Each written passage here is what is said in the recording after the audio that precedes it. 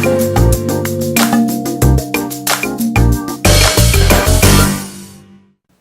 we'll go over to District 34B, Evan Rapp.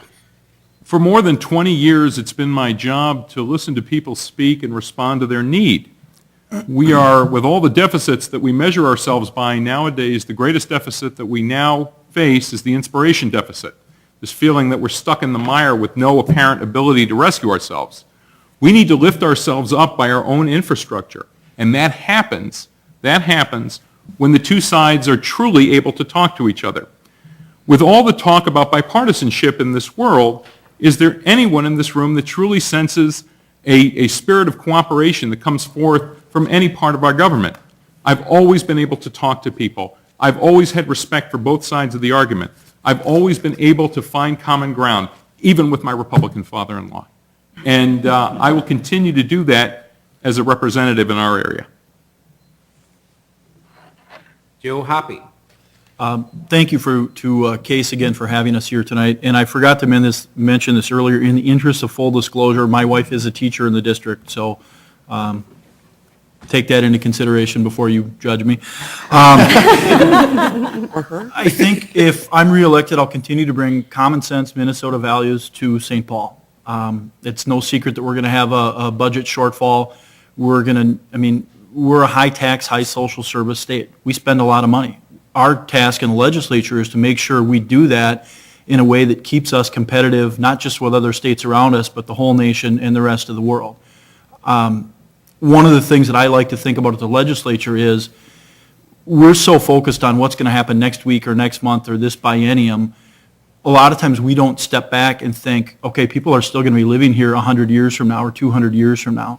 And I try to bring that focus, whether it's looking at the environment or how we develop the state or however it would be. So thank you. Have a good night. And now we'll move to 34A and Marcia Kruger. Again, thank you for having us all here.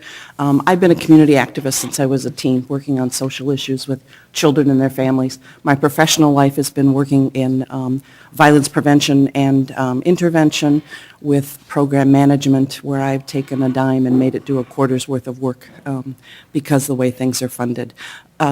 This district is changing drastically, but culturally, economically, and I think we need to be practical and proactive, and I think with my experience that would be a benefit.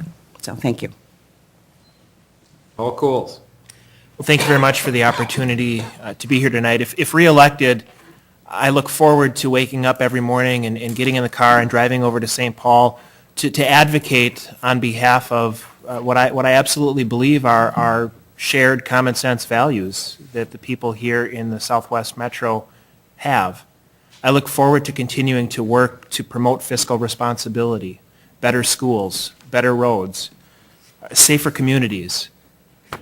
Those are the issues that I've been focused on since I was first elected. Those are the issues that I look forward to having an opportunity to continue to work on. I think I've established myself as an effective leader in the Minnesota House of Representatives, an individual who has the ability to not only introduce and move and pass legislation that matters, but an individual who has the ability to work on across the aisle with both Republicans and Democrats to get good things done for the people of Minnesota.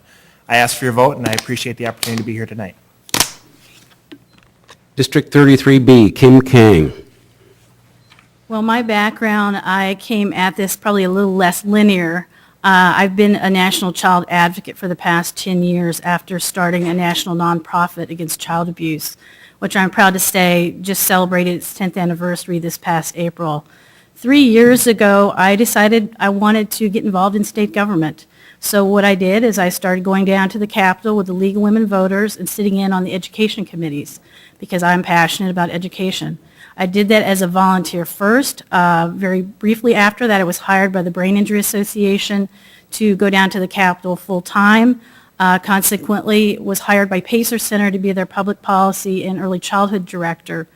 Part of my role within that organization is to follow state policy, advocate for kids at the Capitol. That's 212,000 kids in our state with disabilities, as well as follow federal legislation.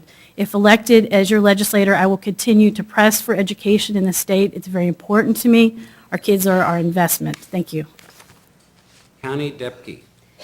I live in Orono. I have 2 children, and I live there with my husband and my 2 kids. I've spent 20 years as an executive in the direct marketing industry, including several years as an officer for a Fortune 500 company. In addition to that, I've spent 12 years in the trenches of this community on the school boards and in business education partnerships with the Twin West Chamber of Commerce. I currently serve at the behest of our governor on an education commission. And I know that what's most important to the people in this district spending all those years in public service, that their schools and their businesses and their jobs. And I know that schools and business have had a tenuous relationship and each blame the other for high taxes and spending. But I know that we need to maximize both because both is dependent on each other. That's why I'm running for this seat, and that's why I'm the best candidate in this race. Thank you. That concludes our forum for tonight. Let's give the candidates a round of applause.